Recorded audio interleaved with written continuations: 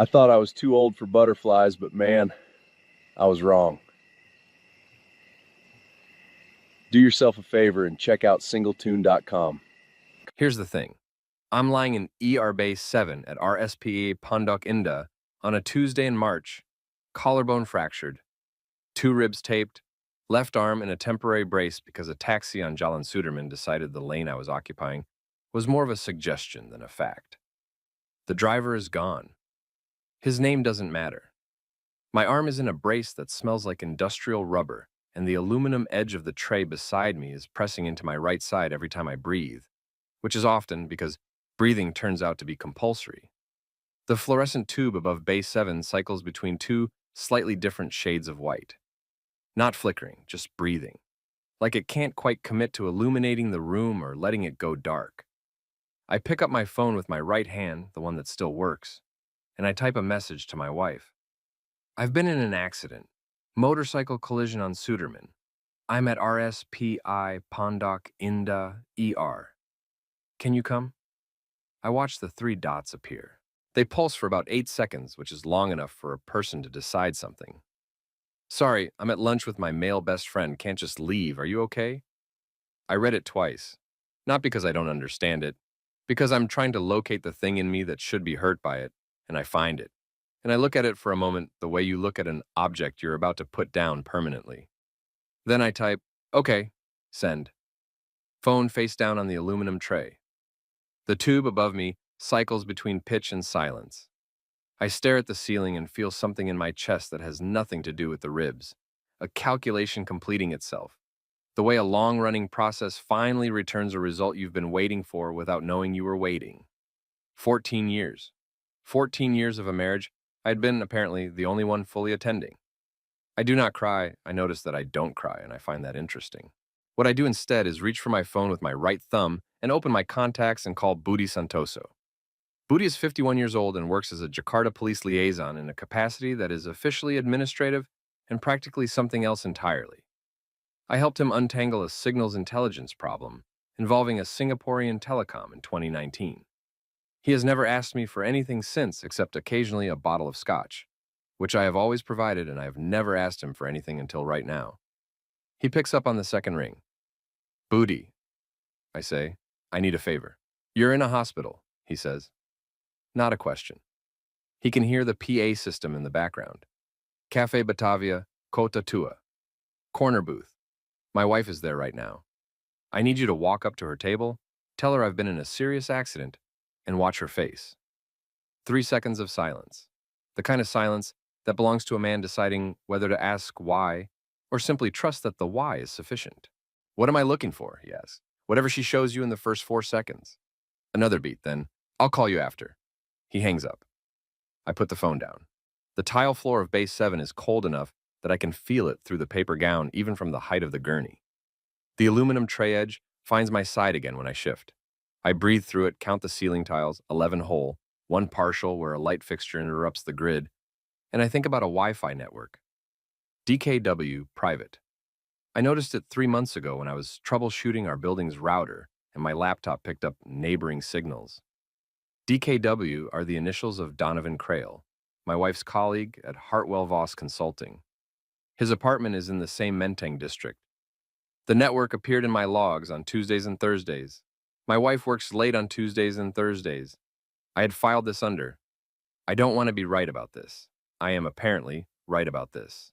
Budi calls back 22 minutes later. I can hear the street noise of Kota Tua behind him. Diesel and clove smoke. The specific texture of that neighborhood's air. Canal water underneath everything. I found the table, he says. Corner booth, yes, 2 of them. Leaned together over shared plates. I told her what you asked me to say. And? Her first reaction was not, is he alive? Her first reaction was to look at the man across from her. I hear him. Every word. The aluminum tray presses into my side. The man's hand, Budi continues, was near hers on the table. It moved back about 2 inches when I spoke, like a reflex. She covered it by reaching for her water glass. Thank you, Budi. You need anything else tonight? Not tonight. I put the phone down. My right hand is completely still on the tray. I observe this stillness the way you observe weather, noting it, not attached to it. A man who has stopped grieving and started measuring looks exactly like a man who is doing nothing. That is the point. I open the Notes app with my right thumb. Not a list of grievances. A list of data sources. Hotel Wi-Fi login records. Shared calendar metadata. Photo EXIF geolocation fields. I have spent 15 years building systems that find signal in noise. First for the NSA's Signals Intelligence Division. Then for 3 private contractors, now for an AI research consultancy, I run out of my Menteng apartment. The work is pattern recognition, finding the architecture underneath the surface data. I have never once pointed one of these systems at my own life. I am pointing one now. She arrives at 9:47 p.m. I know the time because I have been watching the clock on my phone with the specific attention of a man who is collecting evidence. 3 hours after Booty's visit. She is composed in the way that requires preparation. Hair still good, makeup touched up. The particular steadiness of someone who has spent a car ride deciding what version of herself to walk in with. She touches my arm, the one in the brace. I came as fast as I could, she says. The traffic from Kota Tua was terrible. Kota Tua.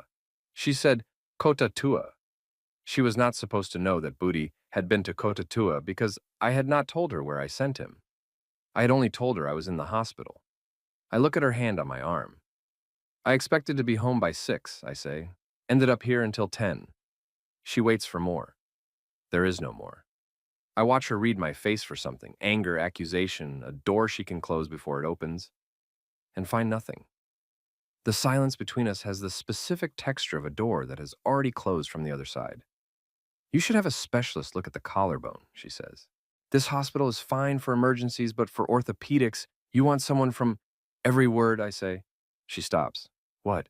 You're talking. I'm listening. Every word. She drives me home through the Jakarta night. The window is cracked, and the air comes in diesel and clove smoke, and somewhere underneath that, the faint mineral smell of the canal. She talks about the traffic and the hospital's reputation and whether the insurance will cover the specialist. I watch the city slide past. The light-strung warungs, the motorbike streams, the towers of the CBD glowing south of us. And I think about a Wi-Fi network named DKW Private, and how long a man has to be careless before he stops noticing what he's left visible. She asks if I'm listening. I say, every word. 3 nights, 1 arm in a sling. The apartment at 2 a.m. smells like coffee. I forgot to finish, and the faint chemical bite of the whiteboard markers I've been using on the board no one else ever reads. Here's what I built. An LLM pipeline, large language model. For anyone reading this who doesn't spend their days in that particular corner of the dark, fed with 3 data sources.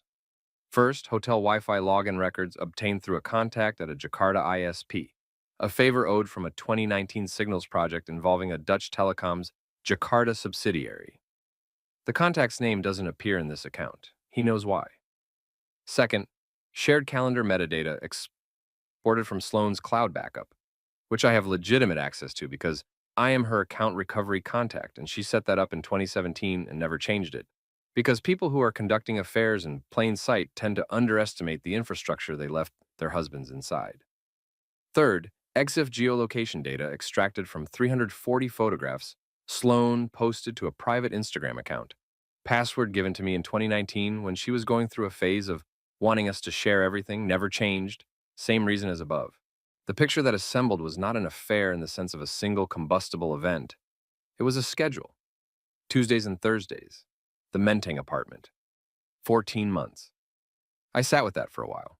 The 3 monitors in front of me, the whiteboard behind me covered in connection maps, the Jakarta night outside doing what Jakarta nights do, breathing diesel and noise and the distant suggestion of rain that never quite arrives. I sat with the architecture of it, the precision, the fact that someone had looked at my life, my schedule, my Tuesday and Thursday absences from our shared calendar, and built something inside them. I did not feel this as a wound. I felt it as data. That worried me slightly in the abstract, the way a doctor might note a symptom in himself and think, that's not a normal response. But I filed it and kept working. Nolan came on the 3rd day. I told him not to come to the apartment.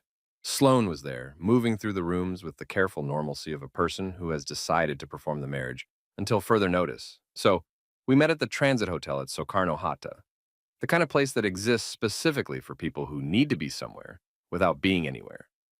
Formica tables, bad coffee and paper cups, the constant low roar of planes overhead making the windows vibrate at intervals. My son is 19 years old and has my stillness and none of my patience. He sat down across from me, looked at the sling, and said nothing about the sling. I slid the printed summary across the table. He read it without expression. One page. He turned it over, found nothing on the back, turned it face up again. Then he folded it once, precisely, along the center line, and put it in his jacket pocket. "How long have you known?" he asked. "3 days. And before that?" I suspected. I didn't want to be right. He looked at the table for a moment. The planes overhead shook the window. He looked back up. "Tell me what you need and where to stand." That was it. No performance of grief, no questions about whether I was sure or whether I had talked to her or whether there was an explanation. Just, "Tell me what you need and where to stand." I had done something right with this boy. I didn't know when, but I had done something right. I told him to wait. I told him the table wasn't set yet. My mother called that evening. Renata Voss is 72 years old and has been making me uncomfortable with her accuracy since approximately 1985. She called from Portland at what was, for her, a reasonable hour, and for me, a moment when I was sitting on the bathroom floor with my back against the tub, which is where I go when I need to think without the monitors watching me. "How are your ribs?" she asked. "Fine. How is Sloan?" "Fine." 4 seconds of silence. The exact duration of a woman choosing whether to say the thing she has been not saying for 3 years. I have timed this before. Harlan. I've watched that woman look at you the way people look at furniture they're planning to replace. I didn't say anything because it wasn't my marriage. It's my business now. "What do you mean it's your business now?" Petra Hadley called me. So, that was the shape of it. Petra Hadley is 41 years old, former PR director, currently a fixture in the Jakarta expat community, in the way that a woman who has been publicly betrayed and privately sharpened becomes a fixture. She knows everything. She is owed everything, and she has been waiting for the right door to open. She called Nolan that same evening. He texted me while she was still talking. Incoming. Listen. Then he called me on a second line and held his phone near his so I could hear her voice. Her voice is gravel over glass. "She did the same thing to me," Petra said. "Different man, same calendar, Tuesdays and Thursdays. I thought you should know the whole story." The whole story was this. Sloan had slept with Petra's husband at last year's 4th of July embassy party. Petra had spent 4 months compiling screenshots. She had been waiting for someone who was building something, not just breaking something. "I thought you should know," she said again. Nolan said, "We do now." After he hung up, he texted me 2 words. "She's in. Right. Here's the moral line I need to tell you about, because I said I would be honest in this account, and I am going to be honest about this." On the 4th night, alone in the apartment, while Sloan slept in the bedroom with her phone face down on the nightstand, a habit she had developed, I now understood, for specific reasons, I sat at my workstation and I built a synthetically generated audio file. Donovan's voice, cloned from 4 public conference recordings he had made as a Hartwell Voss presenter, YouTube, a LinkedIn live session, 2 industry podcast appearances. The clone was technically flawless. I have done this work professionally. The file had Donovan's voice saying things about a client account that would constitute financial misconduct under Indonesian securities law. I rendered it. I listened to it once, all the way through, in the dark with my headphones on. Then I sat in the dark for a long time. I thought about the kind of man who wins by becoming worse than the person he's punishing. I thought about what Nolan would think if he ever found out. I thought about my mother's voice saying it's my business now and what she would mean by that if she knew I was sitting here with a fabricated audio file that could end a man's career and possibly his freedom. I deleted the file. I did not feel righteous about it. I felt the specific exhaustion of a person who has looked at his own capacity for cruelty and decided narrowly not to use it. The narrowness is the part I'm not proud of. It was close. What I used instead was the DKW private session records. I had already obtained them. A digital break-in, technically, through my ISP contact. Legally gray in the way that most useful things are legally gray in the city. The records showed 2 device MAC addresses connecting to Donovan's home network simultaneously, on 41 separate occasions, over 14 months. One address, belonged to a device registered to a Hartwell Voss corporate account. The registration name was Sloan Voss. 41 data points. 14 months. I printed it. I put it in a folder. I labeled the folder with a date. Nolan came back to the apartment that evening. Sloan was at a work dinner, which I had confirmed through her calendar metadata, which I checked the way you check weather when you've stopped trusting the sky. And we sat at the kitchen table, and he talked about what comes after. Not revenge specifically. The shape of the life after the shape of this one. He mentioned a friend from his Singapore program, a classmate whose parents had divorced 2 years ago. He said the guy had used something called singletune.com. Not a dating app, he was specific about this, not photos and proximity. A values assessment, deep questions, what you believe, what you've been through, what you're actually looking for in another person. The algorithm matches on compatibility of values, not surface data. He said it was the first time he felt like someone was asking the right questions, Nolan said. Not about the other person, about himself. I was looking at the printed timeline on the table. The word values landed somewhere and stayed, the way a word does when it arrives at the right moment, and you don't have the bandwidth to examine it yet. I'll look at it, I said. He nodded. He knew I was only half listening. He let it go. The manila envelope went into the post at 8 a.m. on a Tuesday. Elspeth Crail's address in the Kamang expat district, written in my left-handed print, slightly uneven from the sling. Elspeth is 68 years old. Sunday Mass, immaculate reputation, the kind of woman who has worn her dignity so long it has become structural. Inside the envelope, a printed timeline. 14 months, 41 data points. And one question typed at the bottom of the last page. Did you know? I didn't know what she would do with it. I knew what kind of woman she was. I knew she went to Sunday Mass and had never once, in the 11 years I had known her, been late. The envelope went into the post, and I walked back to my apartment through the Menteng morning. The air already thick with the day's heat building, motorbikes streaming past, the smell of a food stall opening 2 doors down. My left arm ached in its sling. My ribs pressed against each other when I breathed too deeply. I breathed carefully. I had sent a question to a woman I respected about a son she had raised, and the answer she gave would determine the shape of what came next. Some questions you send because you need the answer. Some questions you send because you need to know what kind of person receives it. She had 48 hours. She took 31. Elspeth Crail knocks the way a woman knocks when she has driven 40 minutes in Jakarta traffic at dawn and has made a decision she is not going to revisit. Donovan opens the door in a gray t-shirt, hair still sleep-pressed on one side. She is in a pressed linen jacket. She is holding the printed timeline. She holds it up at the level of his face, not aggressively, just clearly, the way you hold up evidence in a room where the other person might try to claim they didn't see it. I'm going to ask you once, she says, did you know she was married when this started, or did you find out and continue anyway? Donovan opens his mouth. She says, don't. She turns and walks back to her car. He watches her go from the doorway. I know this because Petra was parked across the street at 7 a.m., which I had arranged, and she texted me the description. He stood in the door for about 30 seconds after she left. Then he closed it slowly. Not a slam. Slowly. That's worse. Elspeth called me at 7:44 a.m. Her voice was the same temperature as the question I had sent her. I raised him better than this, she said. I want you to know that I know that, and I want you to know it doesn't help you at all. And I'm sorry. I know you did, Elspeth. What do you need from me? I told her. She was quiet for a moment, not the silence of reluctance, the silence of a woman calculating what she is willing to spend. I'll be there, she said. She hung up. I stood at my kitchen window with the phone in my hand and the morning light coming in at the angle it comes in at 8 a.m. in Menteng, which is almost horizontal and turns everything it touches into something worth looking at. I thought about a woman driving 40 minutes in Jakarta traffic at dawn to knock on her son's door and ask him a question she already knew the answer to because she needed him to know that she knew.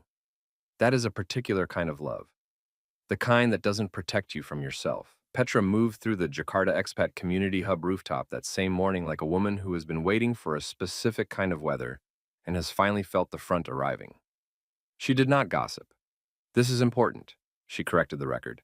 Every woman who had heard over the past 14 months that Harlan Voss was cold, distracted, emotionally absent. Sloane had been thorough in her prepositioning, I'll give her that. She had spent a year building the narrative that would explain the marriage ending in a way that left her sympathetic. Every one of those women now heard the actual story. With dates, with the name of Petra's own husband, which gave the story a weight that no secondhand account could carry. Because Petra was not protecting herself with this. She was spending herself. By noon, Sloane's social infrastructure had developed the specific silence of a phone that has stopped ringing. I know this because Cass Whitmore told Nolan. Who told me? Cass Whitmore is 35 years old and has been a junior associate at Hartwell Voss for 3 years, which means she has spent 3 years being 25 floors below Sloane and Donovan on the org chart and watching things she was not supposed to see. She has a habit of logging things. Not officially, personally. A spreadsheet on her personal laptop, not the work one, with dates and badge-in times and conference room numbers and the names of clients whose meetings she was told to reschedule at the last minute on Tuesday and Thursday evenings. She did it because she thought someday someone would ask. Nobody ever asks. Nolan found her through Petra's network and bought her a coffee in the lobby cafe of the SCBD Tower. She came with the USB drive, already in her jacket pocket. I logged every time they badged into the same conference room after 6 p.m. She told him. She refilled her coffee while she said it. Didn't look up. 8 months of it. I did it because you thought someone would ask, Nolan said. She looked up at that. Yeah. She handed him the drive across the table. He took it and put it in his jacket pocket and said, "You're going to want to be somewhere visible tonight." She nodded like she had already thought of this. She probably had. She was that kind of person. The physical altercation happened at 1 p.m. outside the SCBD Tower lobby.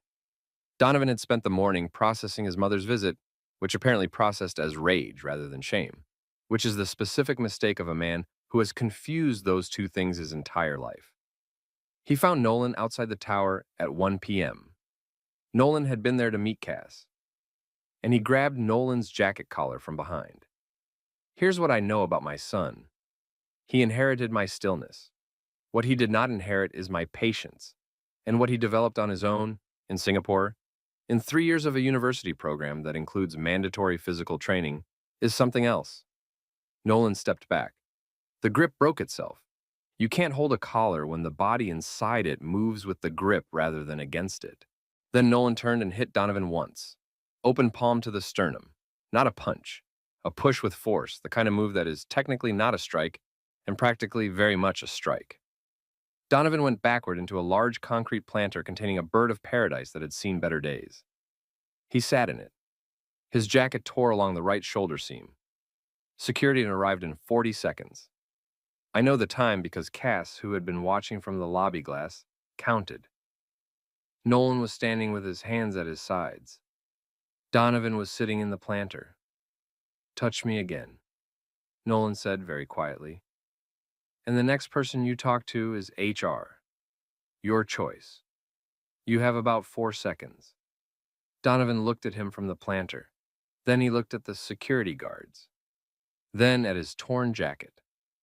He did not get up immediately. He sat there for a moment with the bird of paradise fronds around his shoulders like a very specific kind of crown. And I think in that moment he understood something about the situation that he had not understood before. I arrived at Sloane's office at 4 p.m. I had told no one I was coming. I took the elevator to the 27th floor, walked past the assistant who said, "Mr. Voss, she's in a," and opened the door and sat down in the chair across from her desk. Sloane looked up from her screen. Her hand went to her earring, adjusted it once, then again, before she said anything. "Harlan, you should have called ahead. I want to try to save this," I said. She stopped. I kept my voice at the specific temperature of a man who means what he is saying because I needed her to believe it. And the only way to make a person believe something untrue is to make it structurally indistinguishable from something true. Dinner, Friday, Cafe Batavia. The corner booth. She searched my face. I had spent a week practicing not showing the things she was looking for. She searched for 30 seconds. I counted because I count things now. I count everything, and she didn't find it. "Okay," she said. I stood, straightened my jacket with my good hand, and left. In the elevator, I took out my phone and texted Nolan one word. Confirmed. He replied in 4 seconds. Who else? I sent him the list. 6 names. None of them Sloan. I ordered a second coffee at the lobby cafe and sat with it and thought about the word reconciliation and what it requires. It requires two people who are both still trying. I stopped trying on a Tuesday in an ER bay when I typed a word that cost me nothing and everything at the same time. The reservation is under my name. The table is the corner booth. By Friday evening, every person in that room will know exactly why they're there, except the one person who thinks she's saving her marriage. The coffee was bad. I drank it anyway. It tasted like a plan that was about to work. Friday afternoon, 3 p.m. I'm in the back of a Bluebird taxi heading toward Kotatua when I pick up the tail at the second stoplight on Gajamada. Silver Avanza, 2 cars back. It runs the yellow. Runs the next light when I do. On the third light, it's still there and I have enough data. I lean forward. Take the Glodok Market route, I tell the driver. Maset Pak, he says. Traffic. I know, take it anyway. He takes it. The Avanza follows. We go through the market approach and the Avanza is still back there, patient, keeping 2 cars between us. Whoever is driving it is not a professional. A professional would have varied the gap, but they are committed. I call Booty. Silver Avanza, I say, and give him the plate number. I need him delayed for 90 minutes. Traffic stop, Booty says. Expired registration check. It happens in this city. It does. You'll be clear in 20 minutes.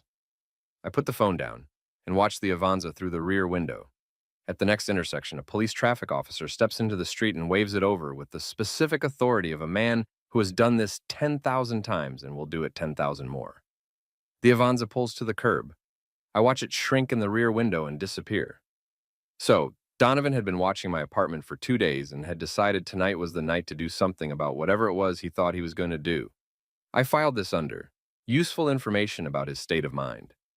A man who follows his affair partner's husband to a restaurant in a rented car is a man who has run out of strategic options and is improvising, which is the most dangerous kind of man in the short term and the least dangerous kind in the long term. Cafe Batavia, Kotatua, 6:15 p.m.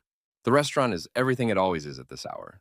Colonial Dutch interior, dark wood, and high ceilings. The ceiling fans moving the heat without actually cooling anything, the corner booth in the back left with the specific privacy of a space that feels enclosed until you realize the sightlines from the bar reach it perfectly. I arrive first. I always arrive first. The table is set for 8. I sit in the center seat with my back to the wall. The sling is off for the first time. Left arm slightly lower than the right, which I will have for another 3 weeks apparently, and I button my jacket and I wait. Elspeth arrives at 6:22 p.m. in black. She sits at the far end of the table without looking at the door. She folds her hands on the table. She does not order anything yet. She has the stillness of a woman who arrived prepared to spend something and is at peace with the cost. Petra arrives at 6:28 p.m. with her folder closed on the table in front of her and a glass of water she doesn't touch. She looks at me once, nods, and looks at the room. Cass arrives at 6:35 p.m. with the USB drive in her jacket pocket, and the specific alertness of a person who has been watching things from a distance for a long time and has finally been asked to be in the room. Adeze, the HR director from Hartwell Voss, a woman Cass had called directly, not through channels, because Cass understood that going through channels was how this kind of thing disappeared, arrives at 6:41 p.m. with a company tablet and the expression of a person who has seen this specific configuration of people before and knows what it means. The Jakarta notary Booty had arranged arrives at 6:44 p.m. with a second tablet and a stylus and takes the seat beside me without ceremony. Nolan arrives last at 6:50 p.m. and does not sit. He takes a position near the entrance with his hands in his jacket pockets and his eyes on the door. The table is full, the table is quiet. The ceiling fans move the air overhead. At 7:05 p.m., I look around at these people. A retired diplomat's wife in black, a woman who was wronged by the same person and chose to spend her pain on something useful. A junior employee who kept records for 3 years because she believed in the idea that someone would eventually ask. An HR director who came on a Friday evening because what Cass described to her was not a personal matter. A notary, a son who inherited my stillness and none of my patience. And I think about the word values again. What you actually believe, what you've been through, what you want from a life. Singleton had asked those questions, according to Nolan's friend. I had looked at the site 2 nights ago at 2 a.m. between data runs, and I had read the assessment questions and then closed the laptop because the questions were the kind that require you to have finished one thing before you can honestly start another. I was not finished yet, but I was close. Sloane walks in at 7:12 p.m. She is wearing the charcoal dress she wears when she wants to be taken seriously. She comes through the restaurant with the specific composure of a woman who has spent the taxi ride deciding on an approach. Warm, but not desperate. Open, but not weak. The performance of a wife who is willing to do the work. She reads the table in under 3 seconds. I watch her do it. The scan goes from Elspeth to Petra to Cass to Adeze to the notary to Nolan at the door, and at each stop, her face does something small and then controlled again. Her hand goes to her earring, adjusts it again. She looks at me. "What is this?" she asks. "Dinner," I say. I gesture to her chair. She sits, because not sitting is the worst option, and she is, whatever else she is, strategic. I open the tablet. I do not raise my voice. I have not raised my voice once in this entire account, and I'm not going to start now. Tuesday, January 14th, I say. Arri Hotel, Menteng. Check-in at 2:17 p.m. Check-out at 6:44 p.m. DKW, private network. 2 device connections, MAC address, ending 4, A:(F2, registered to a Hartwell Voss corporate account in the name of Sloane Voss. She opens her mouth. Thursday, January 16th, I say. Same location, same network, same devices, 2 hours, 11 minutes. Harlan, Tuesday, January 21st. This is insane. 41 data points, 14 months. I have been counting since the ER. I look up from the tablet. You told him my schedule. That's the one that stays with me. Not the hotels, the schedule. Her voice goes up a register. You had no right to access any of this. This is a violation of my privacy. You went through my accounts without... Sorry, I'm at lunch with my male best friend. Can't just leave. The table goes quiet. Even Petra, who knew this was coming, goes still. Sloane's face does something I have not seen it do before. The performance drops just for a second, the way a power cut drops all the lights in a building simultaneously. Everything running, then nothing, then the emergency lights coming on. That's what you told me, I say, from the corner booth of this restaurant, while I was in base 7 at Pondok Indah with a fractured collarbone and 2 taped ribs. I closed the tablet. I typed OK. I thought that was sufficient. Donovan walks in at 7:48 p.m. He has a shadow stripe from the door's louvered screen bisecting his face as he steps in from the street, and for a moment he is half lit and half dark, which seems appropriate. He has changed his jacket, the torn one presumably in a bin somewhere. He looks at the table and goes very still. Nolan had intercepted him in the alley behind the restaurant, I learned later. Donovan had reached inside his jacket. Nolan had clocked it and stepped sideways, and then his hand came out with a phone. Just a phone.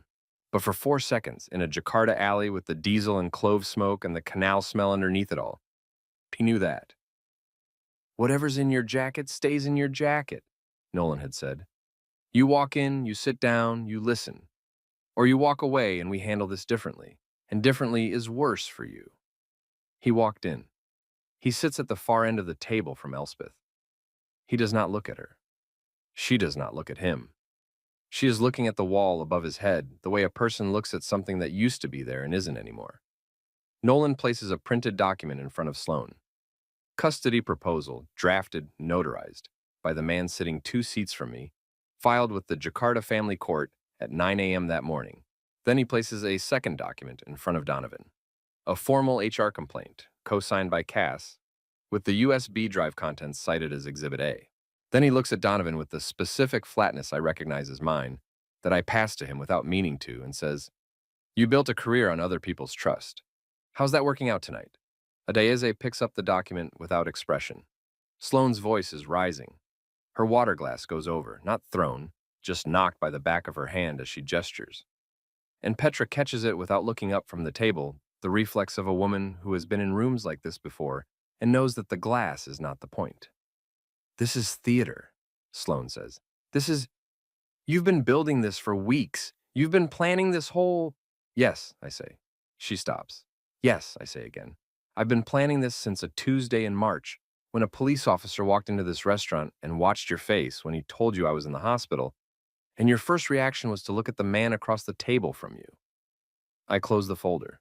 I planned it because the alternative was to grieve, and I decided I was done grieving things that were never what I thought they were. The ceiling fans move the air overhead. The restaurant has gone to the specific quiet of a room full of strangers pretending not to listen. Donovan says his mother's name, once. Elspeth is looking at the wall above his head. He says it again. She picks up her water glass, takes a sip, sets it down. The sound of it touching the table is the quietest verdict I have ever heard delivered in a room full of people. The walkout happens at 8:23 p.m., not dramatically. That's the thing about endings that actually end things. They don't announce themselves. There's no score, no lighting change. The restaurant just keeps being a restaurant. Adeze closes the company tablet and says she'll need Donovan in the office on Monday morning at 9, HR conference room. And she says it the way you say a thing that has already happened and is just waiting for the calendar to catch up. Donovan nods at the table. He is studying the tablecloth with the focus of a man looking for an exit in the grain of the wood. The notary slides 2 documents across to me. I sign them with my right hand. The pen is cheap, the kind you find in offices everywhere, and it scratches slightly on the paper. And I think, this is what the end of 14 years sounds like. A cheap pen on paper in a colonial Dutch restaurant in Kota Tua while the ceiling fans move the heat around. Sloane has stopped talking. She went through composure, then performance, then anger, and she has arrived somewhere past all of those. A flat, careful stillness that I recognize as the place a person goes when they have run out of moves and know it. She is looking at the custody document. Her hand is in her lap. The apartment, she says finally. The lease is in both our names. I'll be out by the end of the month, I say. You can have it. She looks up at that. She was expecting a fight about the apartment. I watch her recalibrate. The Singapore account, she says. Already separated. Your lawyer will have the documentation Monday. Another recalibration. She adjusts her earring. This is the 3rd time tonight. I have been counting. Harlan. Her voice is different now. Lower. The performance entirely gone. This is the voice she uses when she is actually talking to me, which has been rare enough in the last 14 months that I notice it immediately. I know what this looks like. I know what I did, but I realize something. I say, you're not a serious person. Not an insult, a verdict. The difference matters. She flinches. That is the only word for it. A small, involuntary movement of the face, like a person who has stepped on something unexpected. I don't mean that as cruelty, I say. I mean it as a description. Serious people don't build a schedule. Serious people don't use their husband's hospital visit as a cover story. Serious people don't tell their affair partner their husband's work calendar. I pick up my jacket from the back of the chair. I was married to someone who is very good at performing seriousness. That's different. I stand. Nolan is already at the door. He has been there all night. I button my jacket with my good hand, the right one, and I look at the table one more time. Elspeth still not looking at her son, Petra with her folder closed, Cass with the USB drive returned to her pocket, Adeze already composing something on her tablet, the notary capping his pen, and I think, this is what it looks like when a structure comes down cleanly. No rubble, just the absence of the thing that was there. Good night, Elspeth, I say. Good night, Harlan, she says. And her voice is the voice of a woman who is going to sit in this restaurant for another hour and think about what she raised and what she didn't, and who deserves neither pity nor comfort for that, and knows it. I walk out through the restaurant, past the bar where 2 people are pretending to look at their drinks, past the hostess stand, through the heavy Dutch colonial door and out onto Jalan Pintu Besar Utara. The night air hits me like a fact. Diesel and clove smoke over canal water, the specific layered smell of Kota Tua at night, the old city doing what old cities do, which is exist with complete indifference to the dramas conducted inside them. Motorbikes stream past on the street. Somewhere, a food stall radio is playing dangdut at a volume that suggests the operator has made peace with being heard from a distance. My taxi is waiting where I asked it to wait, on the north side of the street. The driver is reading something on his phone. He looks up when I open the door. I get in. Behind me, through the rear window, I can see the restaurant entrance. Sloane comes out 2 minutes later. She stands on the pavement in her charcoal dress with the custody document in one hand and the expression of a person who has just learned the difference between a marriage ending and a marriage being concluded. Those are different things. One happens to you, the other is done with intention. She looks up and down the street. The taxi pulls away from the curb. I do not look back again. Here's the thing about the word okay. I typed it in an ER bay with a fractured collarbone and 2 taped ribs, and I meant it as a closing. Not a statement of well-being, a closing. The way you close a file, the way you close a tab you've had open so long you've forgotten what you originally opened it for. Okay. Acknowledged, filed, done. The taxi takes me north through Kotatua and then east toward Menteng, and the city moves past the windows the way it always does. Indifferent, enormous, alive with the specific energy of 11 million people doing 11 million things at once, none of which is my marriage. Nolan texts at 8:31 p.m. You good? I type back, yeah. He sends a single period. That is his version of everything he wants to say and doesn't. I put the phone in my pocket and watch the city. 3 weeks later, I am out of the Menteng apartment and into a smaller place in Chikini, which is quieter and has a courtyard with a frangipani tree that drops flowers on the pavement every morning. The 3 monitors come with me. The whiteboard comes with me. The work continues because the work is the thing that was always mine. Donovan's HR review concludes on a Wednesday. Cass texts Nolan the result. Suspended pending investigation. Reassigned to a non-client-facing role. The specific administrative purgatory that precedes a managed departure. His name is removed from the Hartwell Voss website within the week. I learn this not because I am tracking it, but because Petra tells me, over coffee at a place in Kamang she likes, and she says it the way you report a fact that has the pleasant quality of being both true and just. She's still there, Petra says, meaning Sloane, but the invitations have stopped coming, the lunches, the community things. I know, I say. Does that feel like enough? I think about it. The courtyard frangipani, the 3 monitors, Nolan's single period. It feels like accurate, I say. She nods. She understands the difference. I meet Mira Okafor on a Saturday in the Kamang Arts District, 6 weeks after the restaurant, because I have started walking in the mornings the way my doctor suggested, and the route takes me past a mural she is working on, a large format piece on the wall of a converted warehouse, geometric and oceanic at once, blues and greens in a pattern that is almost but not quite a wave. The way almost waves are more interesting than actual waves because they contain the possibility of both. She is on a scaffold, working on the upper right quadrant with a brush that is too small for the scale of what she's doing, and I stop because I am genuinely curious about the technical decision. Why that brush? I call up. She looks down. She has paint on her left forearm and the specific squint of someone who has been looking at something too close for too long. Because the big brush knows what it wants to do, she says. This one asks questions. I stand there for a moment. That's a good answer, I say. I know, she says, and goes back to the mural. Her name is Mira. She is 38 years old and has been painting murals in Jakarta for 11 years and in 3 other cities before that, following commissions and instincts in roughly equal proportion. She grew up in Lagos, studied in London, landed in Jakarta because a commission brought her and the city kept her. She has a history. She has wounds she does not perform. She lives in the present tense, in the specific way of a person who has learned that the past is a country you can visit but not inhabit.